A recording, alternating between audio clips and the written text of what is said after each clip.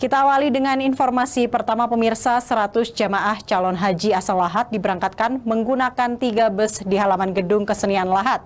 Para jemaah ini memenuhi syarat yang diberlakukan pemerintah Saudi setelah 2 tahun tertunda.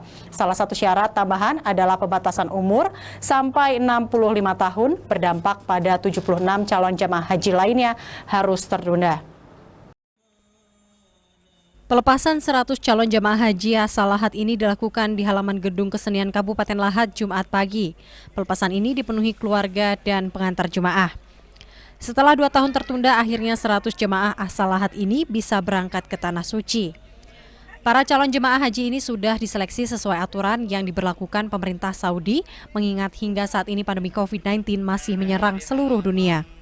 Sejumlah aturan yang diberlakukan pemerintah Arab Saudi untuk haji tahun pertama selama pandemi antara lain tes PCR, vaksin 1 dan 2 serta booster, pembatasan usia sampai dengan 65 tahun. Akibat aturan tambahan pembatasan usia ini, sebanyak 76 calon jamaah haji asal Lahat harus tertunda karena berusia lebih dari 65 tahun.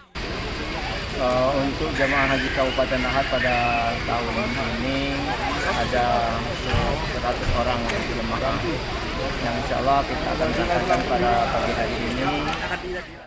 100 jamaah calon jamaah haji asal Lahat ini akan bergabung dengan ribuan jamaah haji Sumsel dan Babel di Asrama Haji Palembang. Jamaah calon haji asal Sumsel pada tahun 2022 tercatat sebanyak 3.201 jemaah dengan rincian 3.183 jemaah, 2 pembimbing dan 16 petugas yang terbagi dari 9 kloter. Kloter pertama Sumsel telah diberangkatkan pada 24 Juni 2022 lalu. Dari Lahat, Bala Putra, iNews melaporkan.